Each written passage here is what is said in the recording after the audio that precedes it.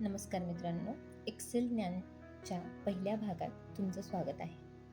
आज आपण अशा एका सॉफ्टवेअरबद्दल जाणून घेणार आहोत जे जगभरातील प्रत्येक ऑफिस, शाळेत आणि व्यवसायात वापरलं जातं. ते म्हणजे मायक्रोसॉफ्ट एक्सेल. जर तुम्ही विद्यार्थी असाल, नोकरी शोधत असाल किंवा स्वतःचा व्यवसाय करत असाल तर एक्सेल शिकणं ही आजची गरज आहे. आजच्या व्हिडिओमध्ये आपण एक्सेल म्हणजे काय आणि त्याचा इंटरफेस कसा असतो हे अगदी बेसिकपासून पाहणार आहोत.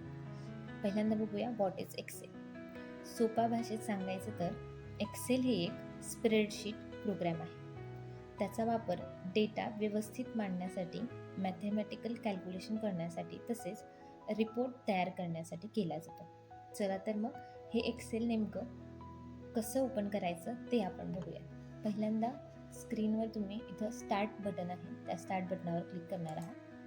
त्याच्यानंतर थोडंसं स्क्रोल करून इथं तुम्ही एक्सेल नावाचा ऑप्शन बघू शकता, तिथं तुम्ही क्लिक करणार आहात. एक्सेल ओपन झाल्यानंतर इथं तुम्हाला वेगवेगळ्या प्रकारचे टेम्पलेट्स दिसत आहेत. आपल्याला इथं टेम्पलेट्स बघणारच आहोत आपण नंतर, पण आत्ता सध्या तुम्ही ब्लँक वर्कबुक हे वाला ऑप्शन सिलेक्ट करणार आहात. त्याच्यानंतर आता बघा इकडे तुम्हाला ह्या एक्सेलच्या ह्याच्यामध्ये लक्षात ठेवा, जे एक्सेलची फाईल असते त्याला आपण वर्कबुक असं म्हणणार आहोत. आणि इथं जे खाली तुम्हाला दिसते शीट नंबर 1 किंवा मी इथं प्लसवर क्लिक करून शीट नंबर 2 दाखवते, तर हे तुमचं वर्कशीट असणार आहे. सगळी एक्सेलची जी फाईल असणार आहे ते वर्कबुक म्हटलं जाणार आहे आणि जे पेजेस आपण म्हणतो त्याला आपण वर्कशीट असं म्हणणार आहोत. ठीक आहे, आता ह्या वर्कशीटमध्ये तुम्हाला इथं ABC असं दिसत आहेत, हेडिंग्स दिसत आहेत. ह्या जे ABCDचे जे हेडिंग्स आहेत त्याला आपण कॉलम असं म्हणतोय. आणि इथं जे तुम्हाला 1, 2, 3 नंबर्स जे दिसतात इकडून डाव्या बाजूला ते आपले रोज आपण त्यांना म्हणणार आहोत. आणि जेव्हा रो आणि कॉलम ज्या ठिकाणी इंटरसेक्ट करतायत त्याला आपण सेल असं म्हणणार आहोत. ठीक आहे, रो ह्या ज्या आडव्या असतात त्या, कॉलम हे जे उभे असतात ते, आणि रो आणि कॉलमचा इंटरसेक्शन पॉईंट म्हणजे आपण त्याला सेल असं म्हणणार आहोत. जर आपल्याला एका शीटमध्ये किती कॉलम आणि किती रोज आहेत ते बघायचे असतील तर आपण फक्त कीबोर्डवर कंट्रोल बटन दाबून धरून जर तुम्ही राईटवाली ॲरो की प्रेस केली तर तुम्हाला एकदम लास्टवाला कॉलममध्ये नेऊन सोडेल आपला कर्सर. आणि इथं तुम्हाला दिसतंय बघा XFD, एवढे तुम्ही कॉलम ह्याच्यामध्ये दिसणार आहेत एका शीटमध्ये. आणि जर तुम्हाला रो बघायचे असतील तर तुम्ही कंट्रोल आणि डाऊन बटन प्रेस करा. कंट्रोल आणि डाऊन बटनाने तुम्हाला एकदम लास्टच्या रोमध्ये तुम्हाला आणून सोडेल. इथं दाखवते तुम्हाला इकडच्या साईडनी की ह्याच्यामध्ये हे बघा 10,48,576 एवढ्या आडव्या रोज तुम्हाला इकडं दिसणार आहेत. आणि इकडं XFD इथं जे आहे तो लास्टवाला कॉलम तुम्हाला XFD पर्यंतचा दिसणार आहे, जे एकदम लास्टला दिसत आहे तुम्हाला. जर मला पहिल्यावाला कॉलममध्ये यायचं असेल तर कंट्रोल मी लेफ्ट बटन प्रेस करणार आहे. आणि जर मला पहिल्यावाल्या रोमध्ये यायचं असेल तर मी कंट्रोल अपवाली ॲरो की प्रेस केली तर इथं मला पहिल्या रो आणि कॉलमच्या सेलमध्ये मला ते आणून सोडेल.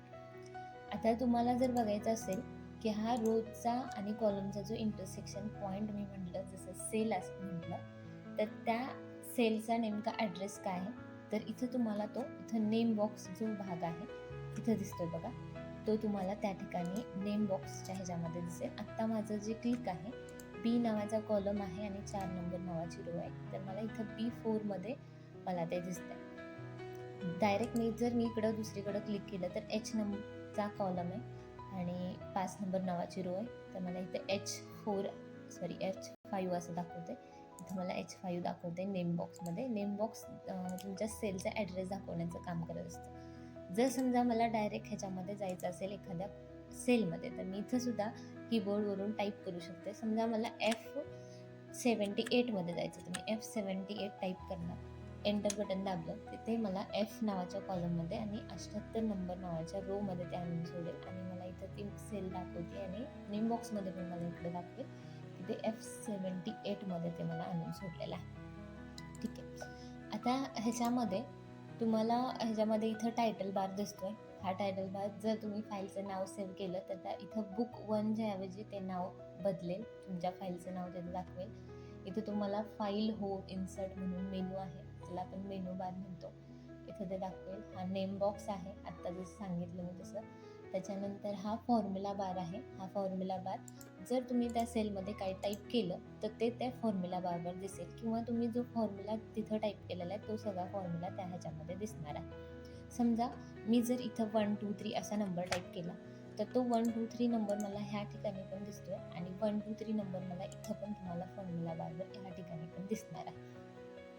किंवा मी एखादं लेटर टाईप केलं, समजा मी ABC टाईप केलं तर ते ABC नाव तिथं पण दिसणार आहे, इथं पण दिसणार आहे. समजा मी एखादा फॉर्म्युला टाईप केला, समजा मला बेरीज करायची असेल 75 अधिक मी 25 केलं, तर एंटर बटन दाबलं मला रिझल्ट दिसणार आहे. पण मी जो कोणता फॉर्म्युला टाईप केलेला आहे तो फॉर्म्युला मला ह्या ठिकाणी दिसणार आहे की मी 75 आणि 25ची बेरीज करून मला हा रिझल्ट 100चा आलेला आहे, तो आपल्याला ह्या ठिकाणी दाखवणार आहे. ठीक आहे. आता ह्याच्यामध्ये तुम्हाला एक इथं स्टेटस बार म्हणून असतो. हे जे शीट आहे, हे शीट झाल्यानंतर स्क्रोल बार तुम्ही स्क्रोल करत खाली आलात, किंवा इथं शीट 1 शीट 2च्या जस्ट खाली जो आहे तो इथं हा स्टेटस बार दाखवतो. इथं बघा, इथं नाव दाखवते रेडी म्हणून आहे. हा पेजचे व्ह्यूज दाखवत आहे, आणि त्याच्यानंतर हे झूमिंग पर्सेंटेज पण तुम्हाला दाखवतो. इथं रेडी म्हणून ऑप्शन आहे. जर समजा याच्यामध्ये मी एखादा नंबर टाईप करते किंवा मी टाईप करायला लागले तर ते मला इथं रेडी नावाचं ऑप्शन दाखवेल. आणि जर मी ह्याच्यामध्ये काहीतरी टाईप करायला गेले, समजा मी ह्याच्यामध्ये टाईप केलं ABC, तर ते मला तिथं एंटर म्हणून दाखवेल. आणि जर मी बॅकस्पेस घेऊन त्याच्यामध्ये एडिटिंग करायला गेले तर ते मला एडिट म्हणून दाखवेल.